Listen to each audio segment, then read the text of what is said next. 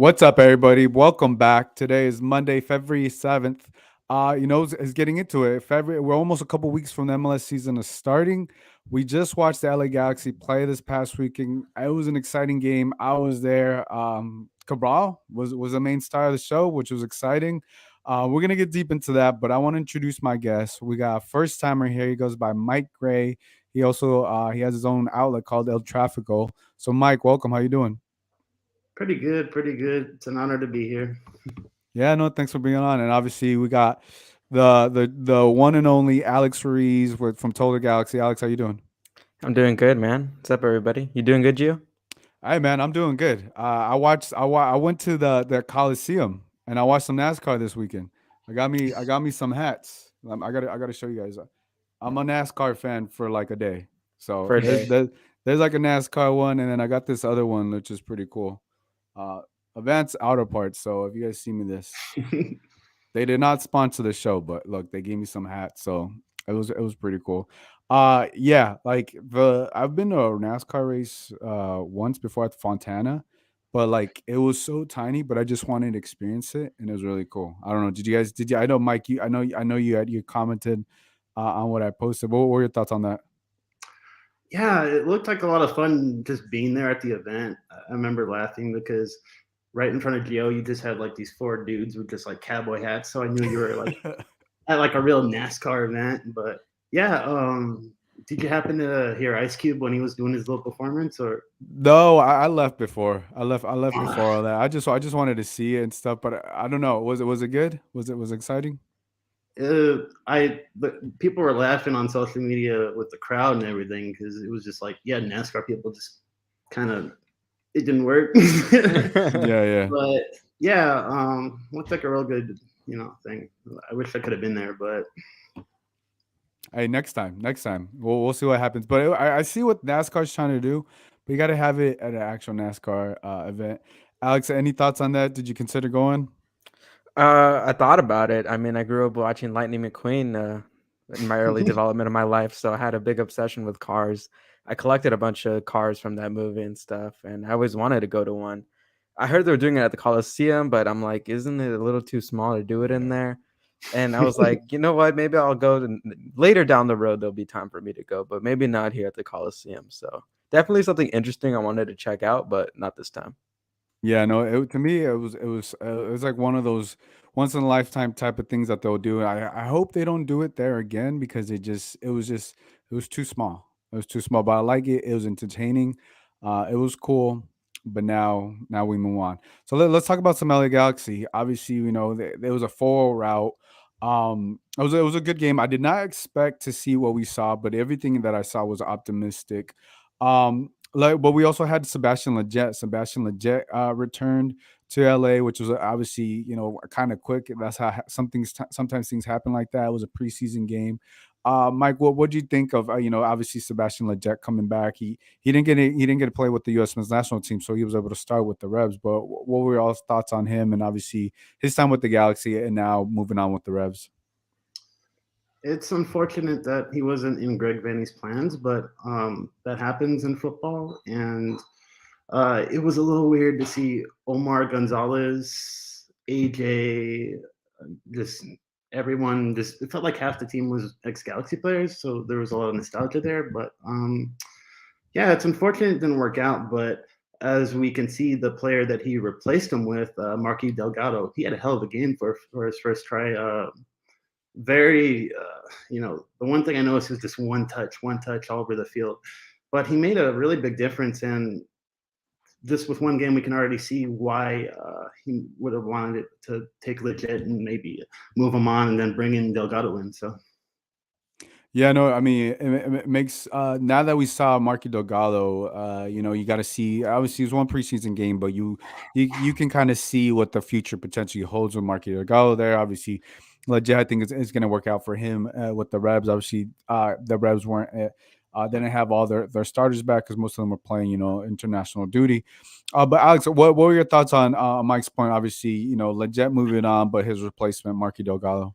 Yeah, I think Mike made a great point about Delgado, and the one thing that really frustrated everybody when they watched with Leggett was how conservative he was with the ball. And with Delgado, you see these progressive passes he's doing. He had an excellent through ball to Vasquez, and then missed Chicharito on the pass in front of goal, and I thought that was really good. Leggett struggled to do that a lot. Very conservative in his play. Being able to move the ball up the pitch is really important, especially considering they need their young attackers to get going. And I think Delgado is the perfect player there as well. And also, too, he's a perfect pair for Ryan Raveloson. They seem to work really well, even though it's just 45 minutes of preseason, but they seem to know each other well, who was going to get more ahead, who was going to lie back. They kind of understood each other a bit more, better than Dos Santos did with Ryan and better than Sebastian did with Ryan. So that's one big positive. You want to make sure that this midfield is working well and smoothly because it's the most important part of the football pitch. Yeah, no, I would agree. I think the thing that was impressive is how he had control of the midfield. Yeah, like you just mentioned his pairing with Ryan, how he just fit right in, and I think that's also being part of a system that he was familiar with Greg Vanney, and understanding what his job is in that midfield. And I don't. Him and Victor Vasquez have similar play styles. I'm not going to say the same player, but what I mean by that, they understand their role. They know what they need to do, where to get the ball, move it around, move into space, fight for the ball. Right, like you said, it was only 45 minutes. It was only one preseason game, but Mark Delgado looked really good. I can definitely see him as starter. Definitely see him.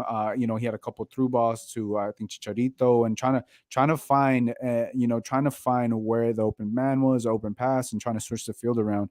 I was very impressed by him overall, and I just want to see them in preseason full strength. You know what I'm saying? Because it's looking very optimistic for the LA Galaxy. Yes, it's one preseason game, but there was so much to like about this 45 minutes, 60 minutes of the LA Galaxy. Let's talk about Kevin Cabral. We got to talk about him. Mike, I know you're a big Kevin Cabral guy. I know Kevin Cabral had been getting slandered this past season because he wasn't able, to perform at as a DP level. And I think some of that when you're a DP, that's why the high expectations come, right? And when you don't perform, you're gonna get criticized and everything like that. But I think obviously seeing this preseason game, the first 45 minutes, I was thinking to myself watching the game, I was like, I think this is probably the best game I've ever seen Kevin Cabral play, or best half I've ever seen Kevin Cabral play. And I was impressed. Just his diagonal runs, I could tell like that they had been working together. Like him and Chicharito had a better understanding. Cabral like felt like looked more comfortable on the offense. It was just complete. I was completely mind blown by how much I've seen Cabral progress in this offseason. What were your thoughts? Are you there? Did you I freeze? think Oh, there you Vanny go. described him as goal dangerous, and he was like that to a T. I mean, the first goal, let's see, he just times it perfectly, like you said. And what I really like about the second goal is he's going and the defender's tracking him, and he sees that there's a lackadaisical, the other center back, he's just maybe like a few feet away. And so he just sprints knowing that he's going to be onside. And then he takes the two defenders and the goalkeeper, and he just makes them all look silly. And that was both goals. And then maybe his best shot was actually saved. He could have had a hat trick, the curler that Knighton saved. So if he keeps this up consistently, I mean, double digit goals easily. Yeah, I would say. Look, we have his goals because we got to play it. Chicharito into Capro, open goal, score! And the LA Galaxy take the 1-0 lead. Kevin Cabral finding the back of the net. The assist will go to Chicharito. 1-0 LA.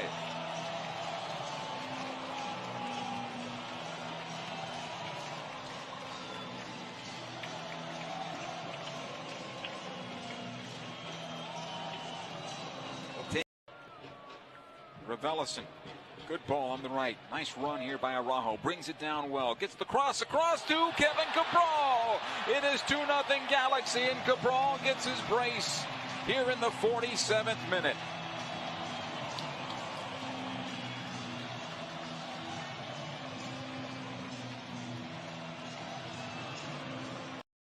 So obviously, I played both goals right there, but like to your point, the goals and the movement, the offense, he seems more comfortable. I think he understands what he obviously what almost about a year in, he's starting to understand what his role is. Alex, what were your thoughts on Cabral? Definitely very impressive and definitely a good way to start off this year, especially considering how last year just all that pressure was mounted on his back now. And the second goal, you can kind of tell he's been hanging out with Chicharito. It's a Chicharito-esque type goal. Running into the box, getting into space, reading it ahead of time, and having good football IQ when it comes to determining where the ball is going to be at. Julian Araujo plays a great ball underneath, and Cabral just does well to finish it because it felt like last year, Cabral with that, he's going to save it. It's going to get saved by the goalkeeper. He's going to hit it too close to the goalkeeper. This time, although it's preseason, I thought he did well in finishing that as well. And this is just a perfect way to get confidence. The fans, they're all behind him now. That's something that wasn't there last year. They're all behind him and put support now. So it's exciting to see what Cabral can do. Sure, it's just the 60 minutes he played, maybe less, but still nonetheless a positive step forward in what needs to happen because last season can't repeat again for Kevin Cabral. No, definitely not. And like I think you make a great point. Every fan that I saw on Twitter wants Cabral to succeed, wants Cabral to do well. And obviously you could just see like even that second goal, you could kind of feel like the weight off his shoulders. Yes, we know it's a preseason game, but a lot can be shown with his persona, his body language and everything. It just seems like all right, let's get the season started. Diego on Facebook has a comment. He says, "I got to be careful with Cabral scoring. He will be lethal if he starts playing like that." Yeah, I mean, look, if Cabral starts to score, I'm with you, Mike. I think Cabral has to be a minimum 10 goals, right? If he plays like this, he can get to high as whatever his ceiling could be. I don't even want to put a ceiling on him just yet, but like if he gets at least 10 goals this season and you assume Chicharito is going to do what Chicharito is going to do, right? He stays healthy.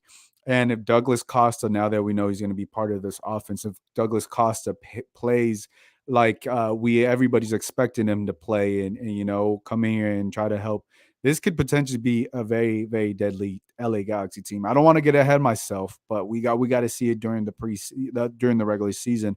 But what are your thoughts on the three pairing of the DP? Well, I mean, it's interesting to see what Douglas Costa is going to bring, but right now, I'm not thinking about Douglas Costa. I'm thinking about the fact that this Galaxy team, as is so just. I mean, think about the fact that in terms of continuity, you have Kevin Cabral, Grandsir, Revelison, Derek Williams, Koulibaly, basically the spine of the team. All these guys returning for their second year. Now they're acclimated to the league. They understand how the league works. They understand the travel. They can perform every week, and especially with Cabral. I mean, Benny was talking about how he's faster. He runs faster. That makes him stronger. And I can easily see all this having an add-on effect, and we're already seeing it with Cabral. And I mean, Jovic, he's another player who last night he had an excellent goal. Another goal dangerous situation where he's got time. He stutter steps. Goalkeeper's flat, and then he just pushes it into the goal. And a word about Jovic. I think that the Galaxy fans should have patience.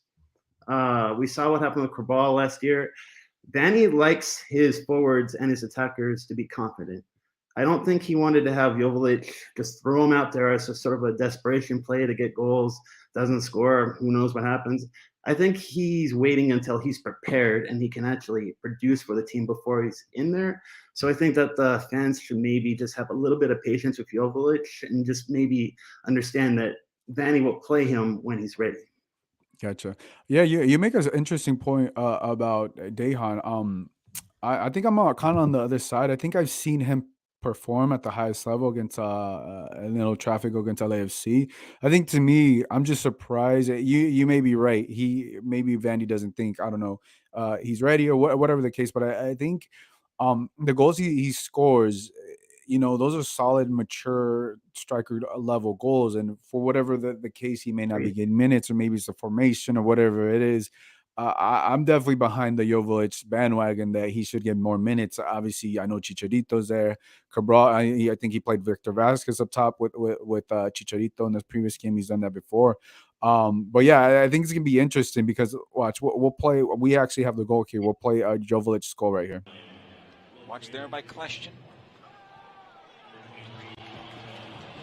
Hamza Berry as well defending on the play. The shot by Jovelic. It is 3-0 in favor of the Galaxy on that counterattack. A big year for that young man. And he takes care of business here in his. So Sasha gave him a perfect pass right there, and Jovelic's goal. And then I don't know if you guys noticed the little hesitation, like he pretended he was going to pass it, but he did it, and that hesitation gave him all the room to have that space to be able to score. And I think that's what I see from a mature striker. And I really like Jovelic's game. I just don't know how he's going to potentially get more minutes, maybe the formation changes or whatever. But Alex, what are your thoughts on Jovelic? Definitely gonna be a big year for him. I don't think this year is the year he becomes a starter. I think next year he does, especially considering Chicharito's contract's up at the end of this year, or at least the Galaxy might not pick up his team option by next offseason. So I think this year is just another kind of learning year. You'll get more minutes, you'll get to learn the team a little bit more. But I think 2023 is going to be the year where he becomes a full-out starter, because I don't think the Galaxy are going to bring back Chicharito. And I think Jovelic, still really young. They signed him for 4.5 years back last summer. And I think he's got a future with the Galaxy. Just right now, it's still Chicharito's team. Next season, he'll most likely be gone, I think. And I think it would be a smart move for him to become the full-time starting striker. Yeah. And, That's interesting. just to point out, Go ahead, Mike. Elite MLS teams tend to be too deep at every position. So it's not the worst thing in the world for Jovelic to not be in the starting lineup every week. I mean, we're seeing that he was talking about how happy he was with the play on the wings, where you have potentially Raheem and Villafania on one side, and then on the other with Araujo and Leerdam. And, having competition is good. He was mentioning how having extra competition basically adds an extra gear in the players and basically, it just makes the team better in the long run. Yeah, no, I would agree with that. There's definitely competition everywhere, and I think Alex, you make a great point. He may be the striker of the future, because obviously we assume Chicharito is going to get all those minutes if they're only going to play with one striker.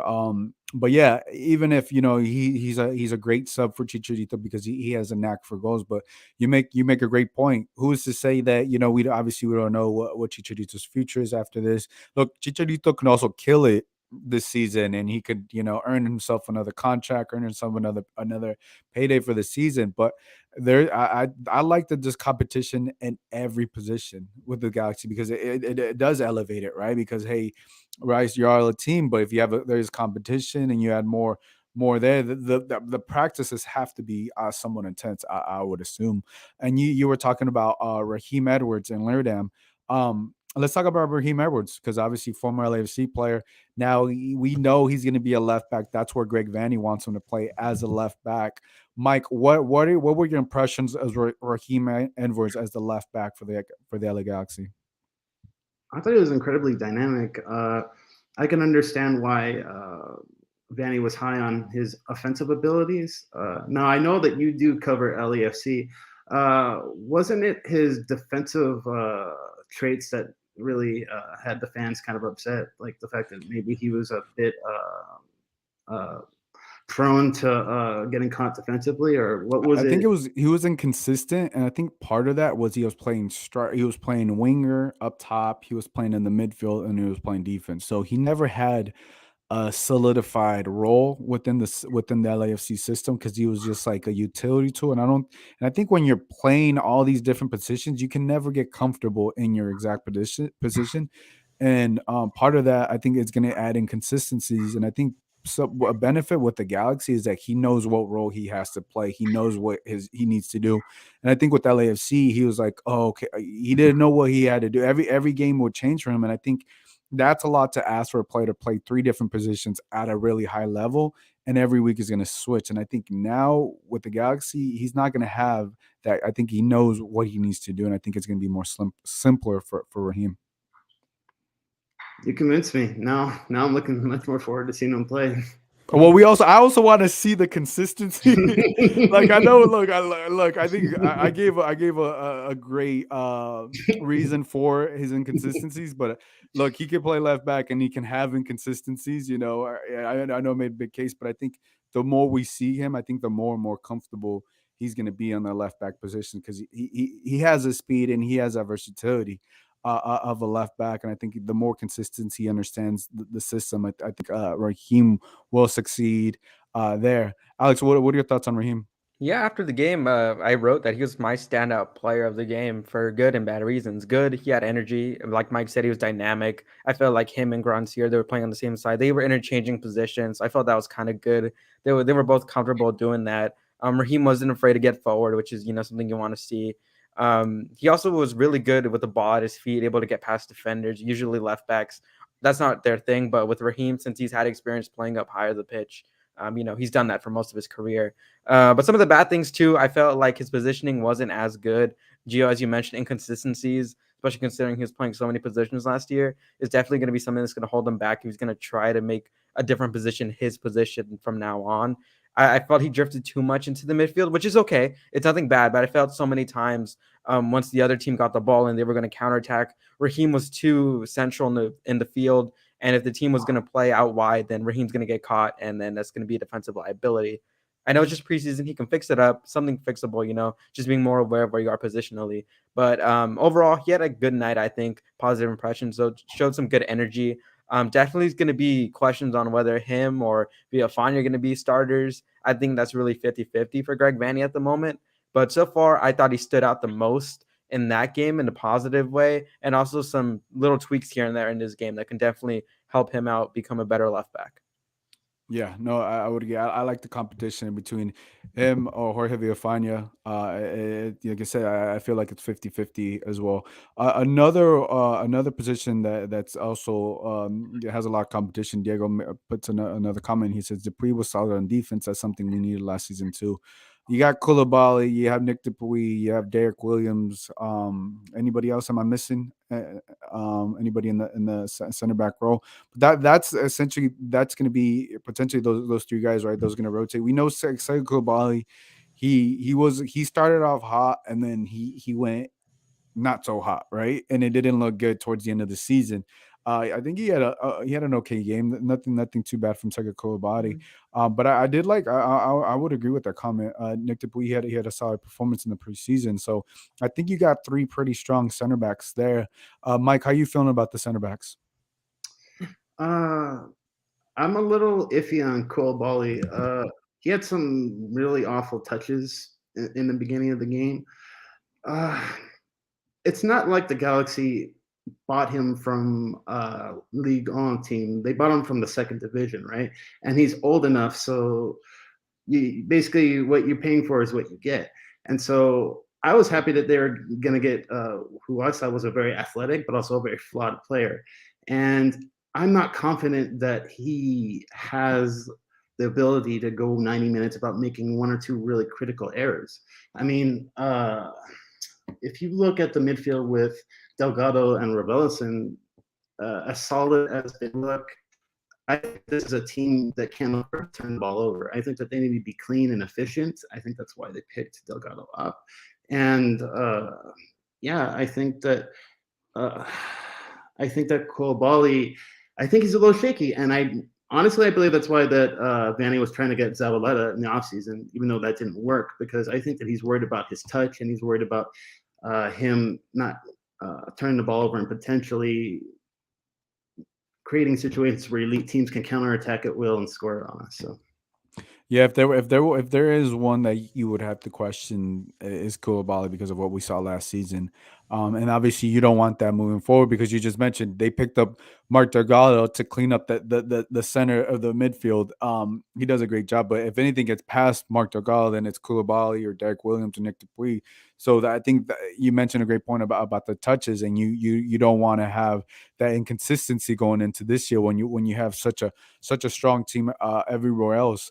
Alex, what are your thoughts on Koulibaly and the rest of the center backs? Yeah, I totally agree with Mike. He was really sloppy to start out that game. His distribution really isn't that good. And considering Vanny's style is to play out from the back, that's a really big liability. I think he's really error prone. And also, too, he's got an injury history now with the Galaxy. Last year, he struggled to stay healthy. And that's a big concern considering center back, has been a big position of need and importance for the Galaxy. And it's going to be needed if they want a title run. So I think really, this is kind of the year for Koulibaly, because if he can't really get it together, then he can't be a starter in this league.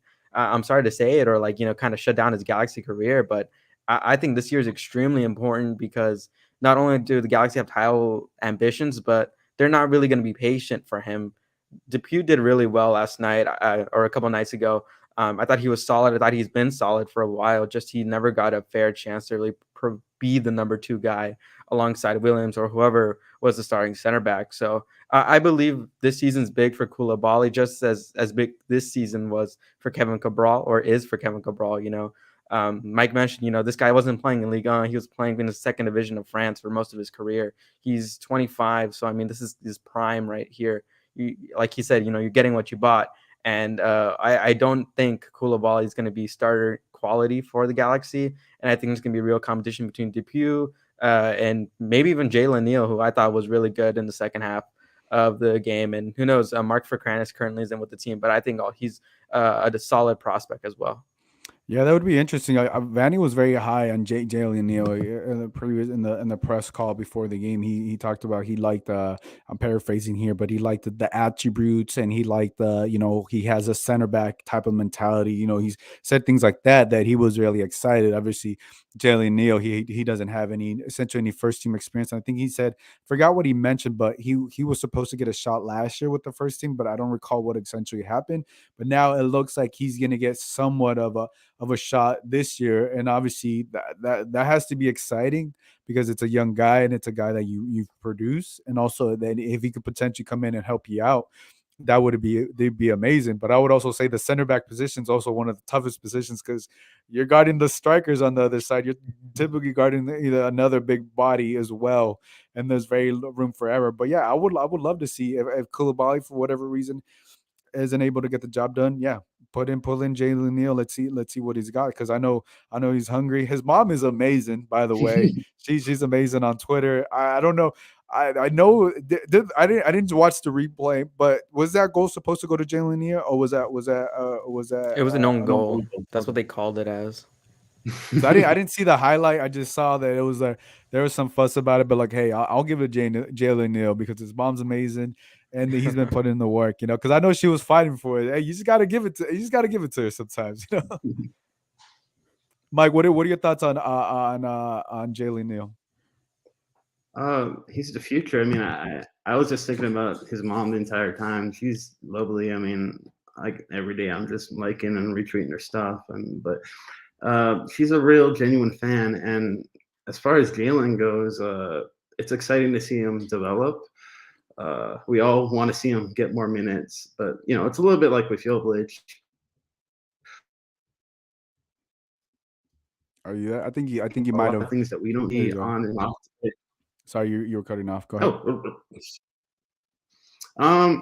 What was I saying? Jalen. Oh, we're excited to see him develop, and it's unfortunate, but it's a little bit like with Jovic, where we have to trust that the staff, the staff sees a lot of things that we don't see on the training pitch in terms of injuries, recovery. There's a lot of things going on, and so. Yeah, as much as I want to see Jalen on the pitch sooner rather than later, it's important to trust the staff. But I would like to see him get some more minutes and push for maybe an occasional appearance on the first team this season. Yeah, no, I would agree. Quickly here before we wrap up, Oscar says striker of the future, referring to Jovic, obviously. Tony, a fan of the show, he says, hell yeah. Forgot what he was referring to. But look, breaking news. It looks like we were just talking about the third DP.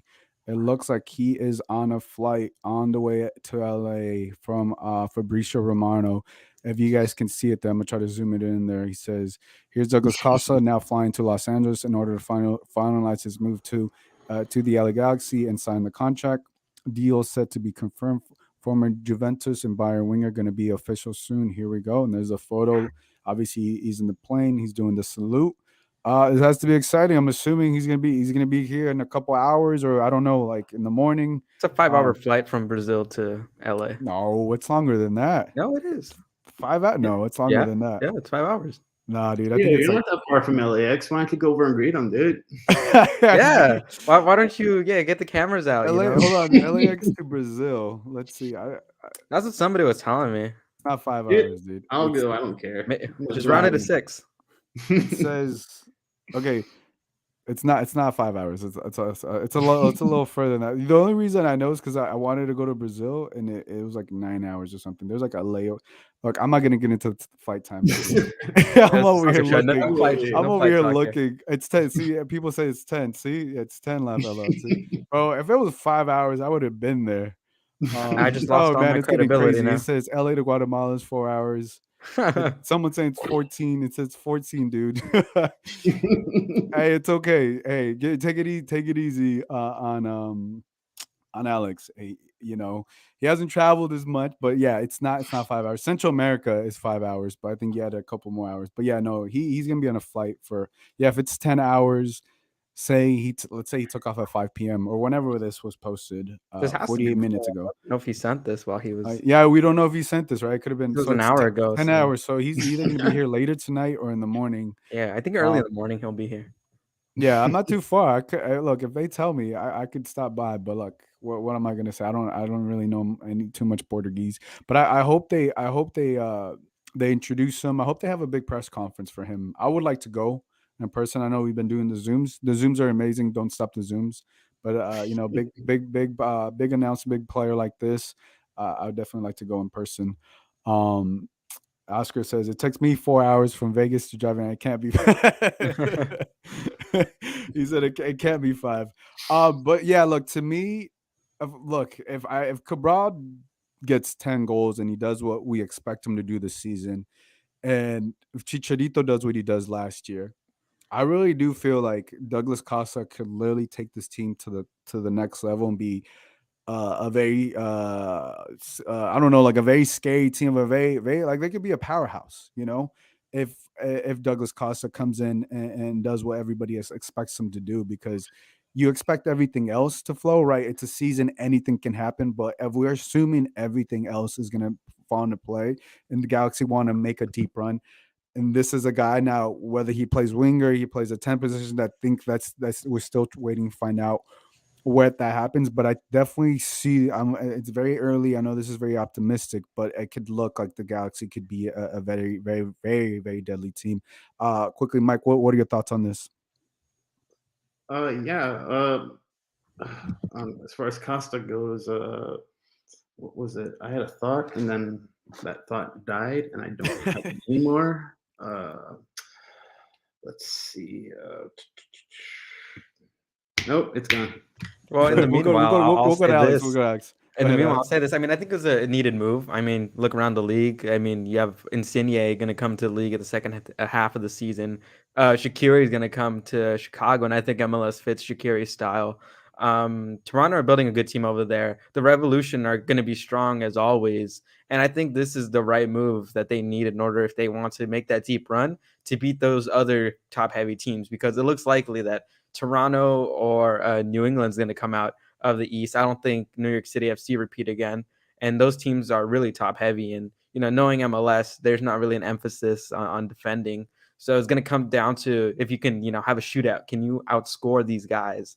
And can your defense come up big? And, you know, adding another dynamic element like Douglas Costa, if the Galaxy ever find themselves in these kind of shootout positions where they need to be offensively better than the other team they're playing, because, you know, the Galaxy defense hasn't been reliable for the last couple of years, Douglas Costa is the right piece to add. You know, he's a dynamic player. He's fast, pacey, good with the ball at his feet. You know, he's a pass-first guy most of the time. You know, he's done that with his career when he's excelled. He's at 15 plus assists in his best years. So, you know, he is a playmaker guy. And I think Costa is the right guy they need if they're in that shootout position, because the Galaxy are really top heavy. And if their defense can, you know, just last a little bit longer and, you know, be strong when it's needed, then I think this Galaxy team is a perfect contender for MLS Cup. Yeah. Well, it's very, very important that they're getting him now. and not Yeah, during the yeah, summer. yeah. Now I agree. Now, when the start of the season, and not once the season already started, at least you have 2 weeks. Look, to me, there's certain players that like they'll come into the league and may need to adjust, but I think there. If Acosta comes in here and thinks that the MLS is easy, then I think he's gonna struggle. But if he comes in here as a professional and really like I got to put in the work every day, no matter what, then I think he will succeed. We've seen certain Galaxy stars come here, right, and either do well, like Ibrahimovic took it serious. He took, he's a professional and stuff like that. But we've had other stars, like Gio Dos Santos, and not take it as serious, not take the level of competition. Even Higuain, I talked about, he thought he could come here and smoke cigarettes. If he comes with that mentality, then it's not going to be a good look. But if he comes in here professionally and wants to help, and comes in and whatever people I know been saying he could revive his career or whatever. But if he comes in as a professional like he did at Bayern and when he was doing good with Juventus, then I think it's gonna be an exciting year for the Galaxy. But look, that's all the time we have. We got to switch over. But Mike, I want to thank you, bro, for hopping on. I know we've been talking for a while back and forth. Alex, thank you for hopping on. Guys, give me about a minute, and we're about to switch things over.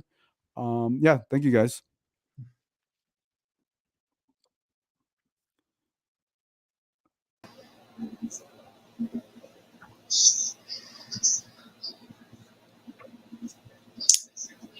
All right, we're back here with JP. JP, how you doing? We're gonna hear you talk LAFC. What you been up to, bro? I'm good, good. Back in school, so got to get into back into that groove. But besides that, nothing much. Nothing much. That's cool. Final year of school or what? Next semester. So yeah, Next final year, semester, final man. year. That's good, man. That's good. But yeah, man. What else? What else you got going on? What else did you go to the Coliseum this weekend or no? Did you watch the race? I know you live close right over there. No, I didn't. But my friend did, and she sent me pictures. There's a tiny track, but she said it was fast, and she was like, "It's like cars in real life." So, it was fun for everybody. Honestly, it was like cars in real life. Talking about that, let me show you something. Give me a second. They were handing these out. I got a car. See, it's They were handing these out for free, the cars. So I was like, hey, yeah, I'm a NASCAR fan. Look, I got a koozie. you're in. You're a NASCAR guy now. I got a hat. I'm LA, official. LA NASCAR hub now. LA NASCAR hub. I think I'm officially gonna stop. I caught the bug. I caught the NASCAR bug. Going there. So yeah, I think we're gonna have to switch this over and talk NASCAR. No, but yeah, look, I like when it's like new things in the city that you don't really see. Obviously, like I said this earlier, but I don't think they should do it again. But it's cool. It was cool. It was cool that they tried it. It was cool that they did Yeah. it. And I was like, okay, I like this. This is cool. This is interesting. They had Pitbull. I didn't know Pitbull was performing. They had Pitbull. They had Ice Cube. I think the performers were interesting for a NASCAR audience, but Yeah. it is LA. I was expecting more country singers or something like that or something rock. But yeah, it was very interesting to see that. And we'll see what the future holds because right now the closest racetrack is in Fontana, but we'll have to see what happens. Kellen Acosta Um, was there. oh yeah, Yeah, Kellen he Acosta was. was there. Look, yeah, he Yeah. was there. He enjoyed He's the getting the race. LA bug. He's getting everything you can in LA right now. You have to. You have to. Yeah. Let's talk about him. He had an impressive game. Was against Honduras in the Yeah. cold weather. What were your thoughts when you were watching, or I don't know if you saw the game, but if you saw some of the highlights of the U.S. men's Yeah. national team I in saw the parts of the Pacific. game. He gave assists, offset pieces, which is something LAFC needs. So if he can, send dimes in the freezing cold, I'm very excited to see what he can do, in nice warm weather here in LA, at the bank. But yeah, I mean, Vela and Atuesta were the set piece guys. If it's a free kick outside of the box, I want Vela taking it. But if it's any other set piece, I think it's Kellen Acosta's ball. We can see what he can do. But apart from the set pieces, he also played well on the field. Distributing play. So it's going to be interesting what role he has under Steve. And now with 2-3 weeks before the season, trying to get all the work in. Yeah, no, and I think to me, seeing that right, because obviously I didn't pay too much attention to Kellen Acosta's I don't know, like day in day out performances because obviously he was playing for Colorado. I did watch the U.S. Men's national, but obviously now that he plays for LAFC, I pay more close attention to what he does, and he just knows how to put the ball in very dangerous spots, right, where the ball will ricochet or bounce, or where the defender will struggle to clear it out. And I think that's what you like when you have someone do a set piece like that. And I think it's also, it shows you how smart he really is and knows where to find the open spaces. And I was just thinking to myself, look, you're gonna have obviously Carlos Vela on one side, and you're gonna have Kellen Acosta on the other side. And it's going to be a very, very, when it comes to set pieces, I think obviously if they take them right at goal, I think it goes to Vela. But if you're trying to center a set piece or you're trying to get someone in there, Kellen Costa is definitely the guy right there. It's probably, at least from the right hand side. We see Vela take most of the free kicks, most of the corner kicks, but now I think LAFC, I think Vela have a guy that they can trust, that it doesn't just need to be Vela all the time and taking these set pieces. And I think that has to be very exciting if you're an LAFC fan. Yeah, I think he's going to be a key piece. He wasn't there for the first two friendlies, but he's here now, and they have that tournament Coachella. So I think he's really going to get his minutes there. Yeah, let's talk about someone else. Obviously, Max Capro. He's there. Apologizes if I butchered his name. I'm still trying to get it right. But yeah, how do you feel seeing these images there now that they're training with the team? Obviously, international duty is over, but now they're with the team. They're going to go to Coachella. They're going to get a couple of scrimmages in. What are your thoughts going into this week? I'm not sure if Tajuri's still 100%. He's the next picture, but Maxine, Sina Costa. I think two key pieces in this team. I don't think anybody expected Tajuri to start, so maybe that's not the biggest loss. But Kellen is definitely the biggest piece, I think, just chemistry wise. We've seen what he can do in Colorado. We've seen what he can do in the national team, but it's a new team with a lot of new pieces in the midfield, and the midfield is the heart of the team. So we're gonna see what Steve does. Maxine didn't play for Canada, but being number 2 for the best team in CONCACAF is not anything to be shy about.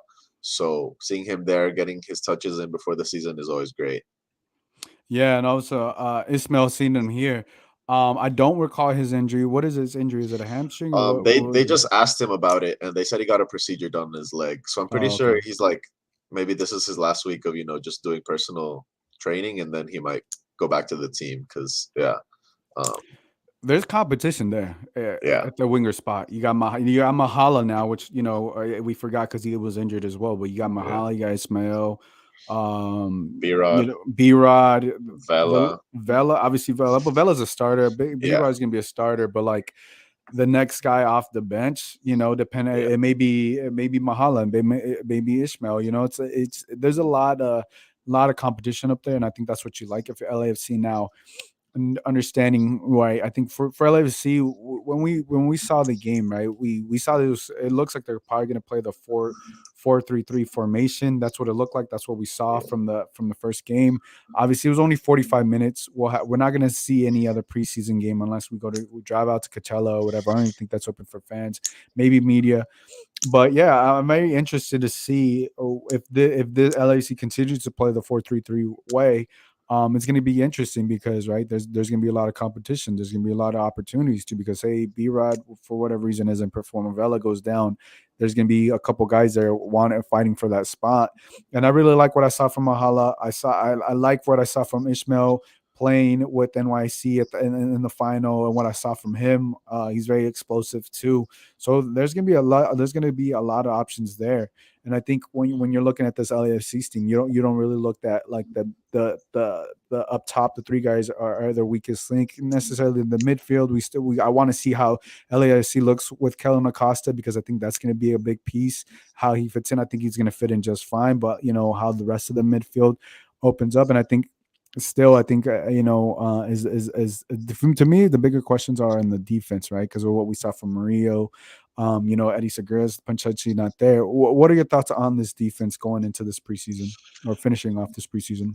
I think that's what Steve, as I said, said he's going to emphasize on formation, coverages, and overall just shape. Because, like you said, if Segura's not there and we don't know how he's going to come back because of ACL is tricky, he needs to figure out who those two center backs are going to be until Segura comes back. He has options. Ibiaga looked great. That first game really commanded the back line. Fall is young, does some innocent mistakes sometimes, but I think that could be taught. And then Escobar and Ilie that can cover at the center back spot. But yeah, I mean, does he want to play a back five? We haven't seen it yet, but it seems like it's going to be a 4-3-3. So I think he has enough center backs until Segura comes back. But it's just getting them, getting the formation and coverages right, which is I think what this preseason is going to be all about. Yeah, look, these are positive signs. Just seeing the image, I pulled up an image of Eddie Segura there in training. Obviously he has the stitches on his right foot, on his right knee. Um, but yeah, I think I think he's hungry. He wants to prove that he still got it, and especially when you come from a procedure like that. Look, I tore my ACL, I tore my MCL. I know how difficult it is to come back from that.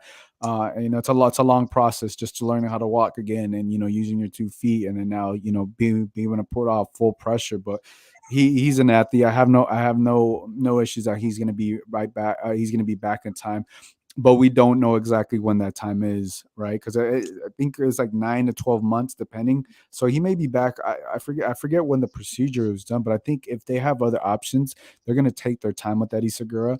But if for whatever reason, Mario's not cutting it, or obviously they got Ibiaga, and then they got Fa, obviously. But like, yeah, you're still gonna need someone else potentially come off the bench or whatever. So we'll see. We'll see if LAFC decides to pick anybody else up, because I think that position could use a little bit more depth because of everything we just spoke about. Um, but we got to talk about LAFC. They made another big signing, man, and I think I think you know what I'm talking about. They signed Marco Antonio Garces as director of football operations. Now this guy is nobody. I know there had been posted photos of him prior to. I think he was at the scrimmage, right? He Yeah, was at he he was was in the at the stands. Yeah, Yeah, he was at the stands with JT and Dos JT. Santos. Yep, JT, Mark Dos Santos, and everybody else there. So they have him right here. So this guy, I'm assuming people know who he is by now. But back where was it? Pachuca. It was with Pachuca. Yeah, it was He a so he Pachuca. oversaw the record breaking transfers of players like Ivan Chugo Lozano, Eric Gutierrez to PSV Eindhoven, Hector Herrera to FC Porto. So I don't know if you guys got a chance to read the article, and I think this is really big. The reason why it's so big is because LASC, I think to me they have struggled being able to export players to Europe necessarily, and I think this could be the guy that could potentially get a deal for B Rod whenever B Rod's ready, or for whoever, Chiqui Palacios, Jose Cifuentes, whoever is the next guy in line. This guy has a proven track record of getting deals done with other European clubs, right? And he has relationships with the clubs. Chucky Lozano is not a just a name you just throw around, right? Chucky Lozano, Hector Herrera, who's also playing where is he playing at Atletico Madrid. Yeah. So they've gone to big clubs, so he understands the process. He understands what these European clubs are looking for, and he also understands the recruiting process and how to develop the players and all these different things. So I think this is exciting. What are your thoughts? You as a fan of the team, what are your thoughts on this signing? I think this is as big as the third DP that the team needs. I think he's going to be very hands-on. He's going to look at all the on-field operations, starting from the academy up to the team and what Steve decides transfer-wise. His impact might not be felt immediately. It might not even be felt this summer transfer window. But it's definitely something for the future. In the next year, or the next 2 years, 2-3 years, you're going to see his stamp on the club. When Pachuca won one league, one Champions League, he was the director of football. So it just shows his resume. He's a proven guy, and now that MLS is the league that's exporting players, I think it's going to be perfect. Especially for a big market, that's LA.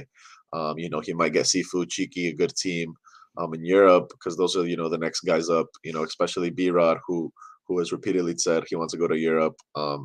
He has to play good here, and then Garces has the connections to get him to a good solid transfer in Europe. So I'm excited. He has good videos on YouTube of his style of play, or how he likes to play, which you could see on YouTube, but it's in Spanish.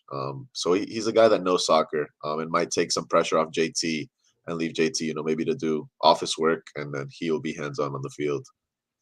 Yeah, I think to me this also tells me that JT has learned that look, he can do it all. You know what I'm Mhm. saying? Even look, the Rod situation and all that. I think that could have been handled a little bit different. But look, you bring in a guy that's already done it, has a track record, like I said, and you go, hey, you take care of this. You make sure these guys go over there, or you already understand the process. I'm gonna bring you in to help us out with that. That speaks volume. Everything so far that JT in the front office is doing, at least is showing me and telling me like, okay, yeah, we need some help, or we need to bring more pieces. They brought the MLS experience. They brought a solid goalkeeper, right? They hired Marco Antonio now, so it's like, it's looking good. It's looking good. It's optimistic. If you're an LFC fan, you got to be optimistic. Now we got to see on the field. We did see a preseason game.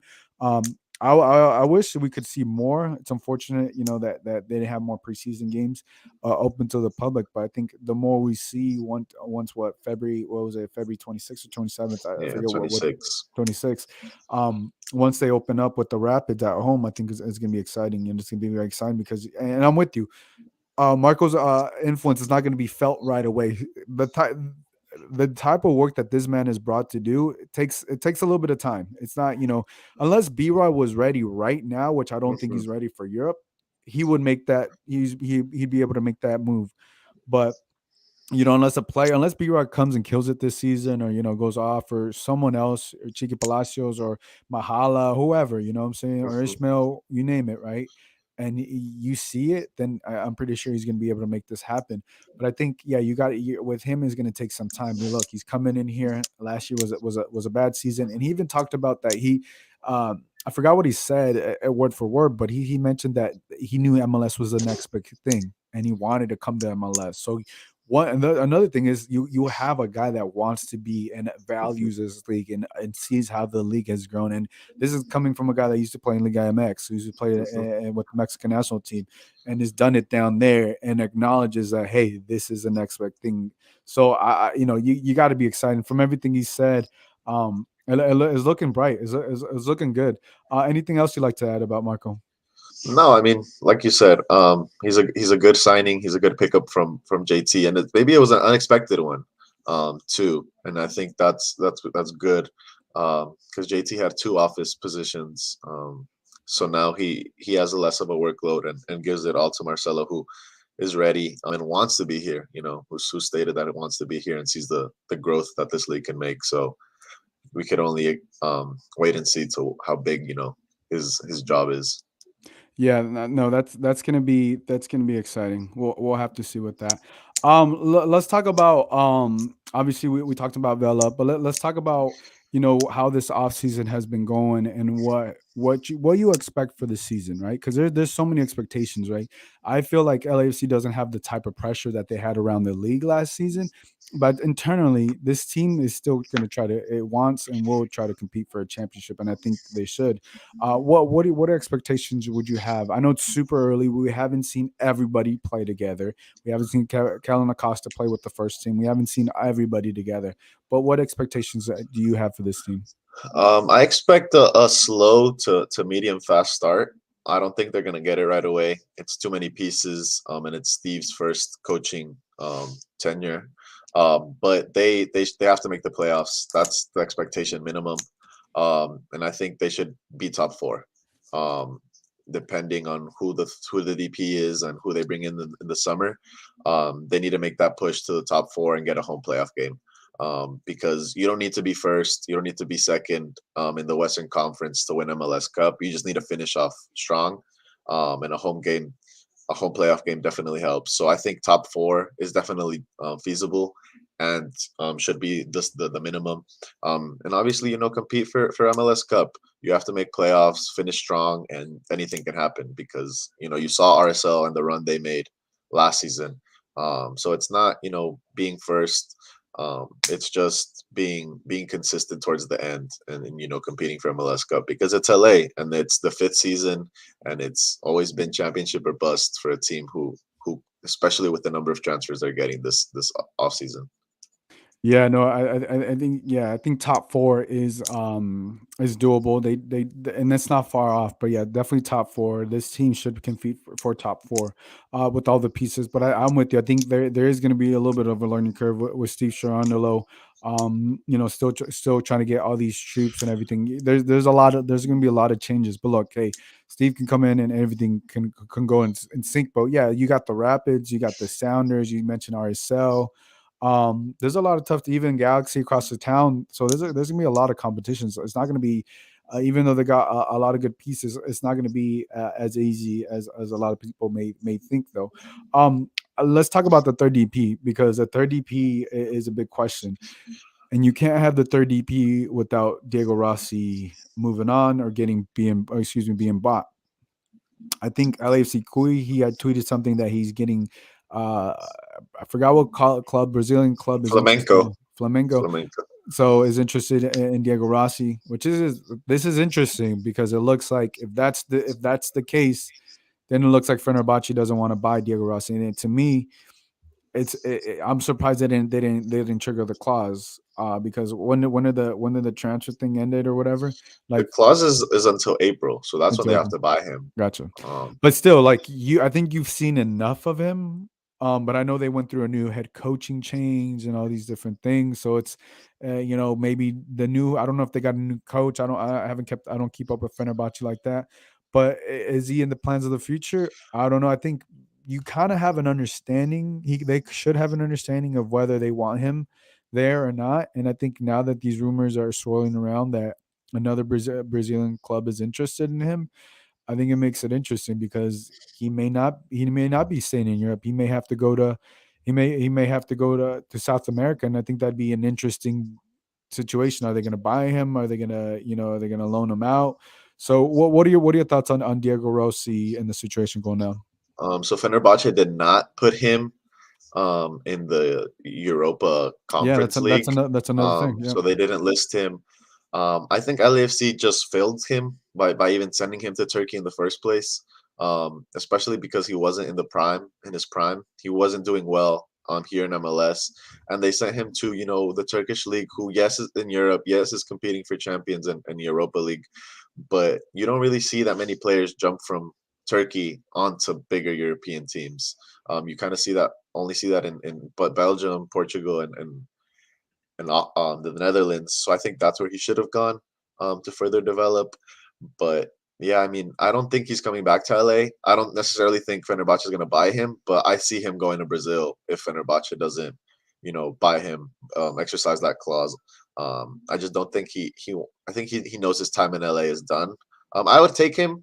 I think it's an easy, fix to the DP situation, but it's also not a position we necessarily need because we have Vela and Birot on the wings, and he's not going to really bench Chicho at the 9.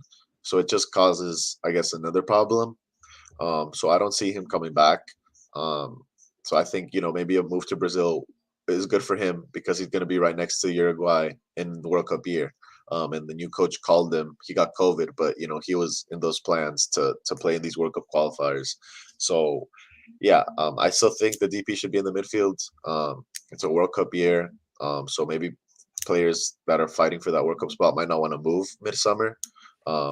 But I still think it needs to be someone in the midfield, and it needs to be a big market guy. I think it's getting interesting too because you also got to think. Say the clause, right? It's until April. You bring say whenever they're able to bring another DP, because say if you're able to resolve this issue or situation with Diego Rossi, the sooner the better, because then you can bring in another DP, and it looks like they may not get another DP. Look, it's 2 weeks before the season starts, so anything can happen. Anything, Rossi can get bought, Rossi can get sold to South America or Brazil or whatever. But 2 weeks is not a lot of time for the next DP to come in, get in rhythm with LAFC, understand Steve Cherundolo, understand where if it's in the midfield or it's wherever it is, the DP. I think you're just talking about the time, a potential continuity within the group. And if LAC starts without 3 DPs this season, I think that there's gonna be some questions. Out of everything else they've done right, correct. Rebuilding the roster. We just talked about Marco Antonio. Um, all those moves are great, but if they start the season without a third DP, and last season we know how much they needed, they didn't have all 3 DPs at the same time and all these different things. It's going to be tricky, and I think that goes to, because I think we spoke about this before. I think when you loan out DPs, it kind of handicaps you, Mhm. and I think this is what kind of LAFC is, because it's like you got, yeah, Rossi's over there, he's in Europe, but you also have that. I also felt like when he went to Fenerbahce, there's also that, they just don't decide to buy him. What Mhm. if they take, then you're almost to the other team's mercy, because of how weird the MLS rules are with the third DP and all this stuff. So you can't go out and buy another player. Yeah, they could go buy another player, but they're not going to do that, or else they've already done it. You know Right. what I'm saying? And I think this is where they get a little handicapped, because it's like you're trying to move on and trying to get, but at the same time, if he's not bought, then the last option I think would be Diego Rossi to come back. But I don't think he wants to do that, not because he doesn't like LA or anything like that. He's already moved on to the next chapter of his career. And if you were to bring him back, it'd be too many issues building up the roster. Who, like you said, who do you bench, right? Who you're gonna bench, and as you said, it's not gonna be Chicho. It's probably gonna be B Rod, or it's not gonna be Vela, right? So Yeah. you'd bench a DP. It gets interesting again. So yeah, I think the sooner the better. But if for whatever reason it's looking likely, I don't know what happens within these next 2 weeks, until the Rossi situation is figured out. I just don't see a third DP. And then who do they bring? You know what I'm saying? Like who do they bring? Because there's not that many players out there that we're hearing, or any players are being linked. Well, we saw this young player. What is it from? I don't know who is it? Santos in Brazil. Santos in Brazil, but I I don't don't know. see him as a DP. I Yeah, don't I don't think I don't it's see I don't see him as a DP, but I know I think I don't know who put it up, but I think another team wanted like $2.5 million for yeah, him or something like that. But I'm just yeah. like, I don't know if going that young for a DP makes sense again, unless he's killing it out there with Santos. He's developed, but I think you need someone that is a little bit mature. You don't got to go. I would say like anywhere from like 22 to 28, around there. You Yeah. can go to even 30 or whatever. But I think you want a mature player in terms of playing experience, come in and play, and if it's on that midfield. But I don't know. Do you see the same dilemma I kind of see there? No, I do, because you also don't have money in the bank. Because unless they buy him in April, until they buy him in April, there's not real much money in the bank other than a Tuesta's transfer, which you also kind of want to wait for to see if the incentives are met, and then you get the full cash out for a Tuesta. So I think all the money would be in the bank uh, by the time the summer transfer window hits, and I think that's when JT Garces and LAFC are gonna have the money to really go out and look for a guy.